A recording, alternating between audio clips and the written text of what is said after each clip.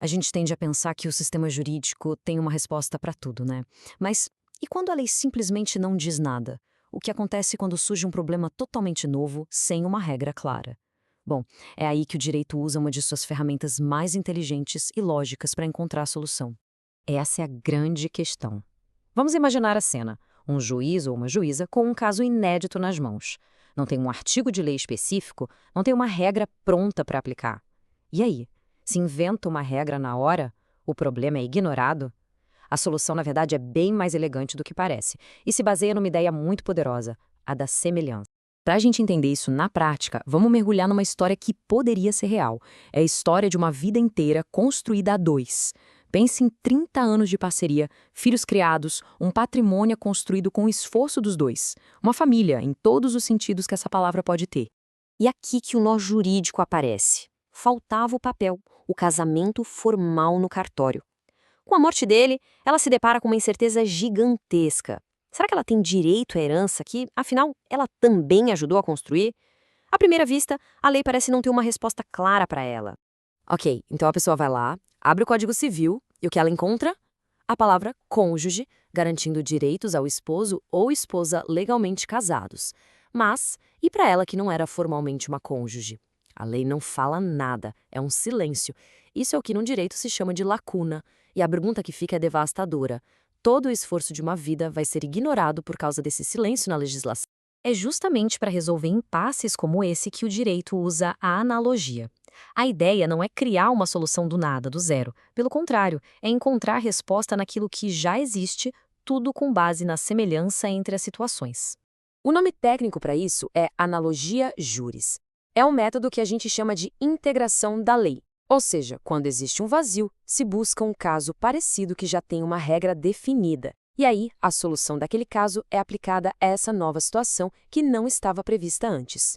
O princípio por trás de tudo isso é uma máxima em latim super antiga, mas perfeitamente atual. Ubi idem ratio, ibi idem ius. Traduzindo de forma bem direta, onde existe a mesma razão, deve existir o mesmo direito.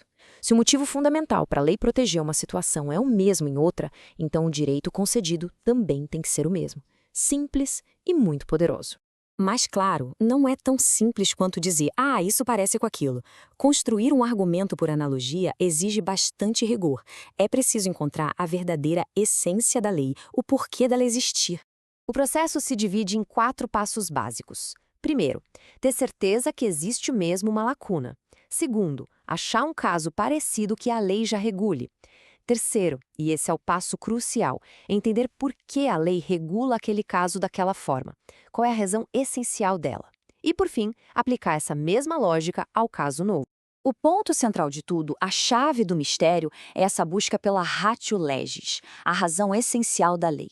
Uma semelhança qualquer, superficial, não serve. É preciso ir fundo, descobrir o princípio que justifica aquela norma.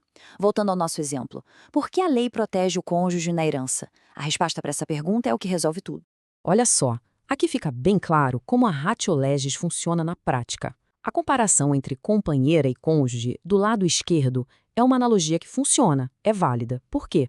Porque a razão essencial é a mesma: vida em comum, patrimônio construído junto, dependência mútua. Agora, olha a comparação da direita entre cônjuge e sócio de empresa. Aí não dá, é inválida. O vínculo familiar tem uma razão, o comercial tem outra completamente diferente. A analogia aqui simplesmente não se aplica. E isso nos leva a um ponto importantíssimo. A analogia não é uma carta branca para criar direito como se quer. Ela é uma ferramenta precisa, com limites muito bem definidos. Existem áreas e situações em que ela simplesmente não pode ser usada, de jeito nenhum. E aqui estão os limites mais importantes. É proibido, terminantemente proibido, usar analogia para criar um imposto novo ou aumentar um que já existe. O mesmo vale, e com ainda mais força, para o direito penal. Não se pode criar um crime nem agravar uma pena por semelhança. Outra coisa, se a lei é clara e diz não, a analogia não pode vir e dizer sim. E por fim, às vezes o silêncio da lei foi intencional, sabe? Uma escolha do legislador. Esse silêncio tem que ser respeitado. Este gráfico visualiza bem como o uso da analogia muda. Veja como a frequência é altíssima no direito civil, como em casos de família. No direito administrativo, o uso é moderado. Mas olha só, no direito penal, quando se trata de punir alguém, o uso é zero. A lei tem que ser explícita, preto no branco. E isso, no final das contas, é uma garantia fundamental para a liberdade de todo mundo. Só que esse conceito todo, que pode parecer meio teórico, na verdade, moldou o mundo em que a gente vive hoje. E a analogia não serve só para resolver casos antigos. Ela é uma verdadeira força motriz que impulsiona a evolução do próprio direito. Dê uma olhada nesta linha do tempo. Nos anos 80, a união estável foi reconhecida por analogia ao casamento, exatamente como no nosso primeiro exemplo. Nos anos 2000, o afeto passou a ter o mesmo peso jurídico do laço de sangue na filiação. Mais recentemente, a responsabilidade das plataformas digitais foi construída por semelhança com a de outros intermediários. E hoje, a discussão é sobre os direitos de criadores digitais por analogia com os de autores tradicionais. A analogia está sempre lá, na vanguarda. No fundo, a analogia é o mecanismo que permite que o direito respire, que ele evolua e não fique parado no tempo.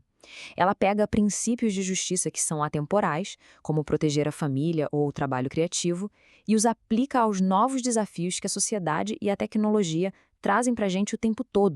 Isso tudo nos deixa com uma pergunta para o futuro. Com revoluções como inteligência artificial, bioengenharia, metaverso batendo à nossa porta, a lei inevitavelmente vai chegar atrasada em alguns pontos. E quando chegar a hora de definir direitos e responsabilidades nesses novos mundos, qual vai ser a semelhança que vamos usar para encontrar a resposta? Uma coisa é certa, a analogia vai estar bem no centro dessa discussão.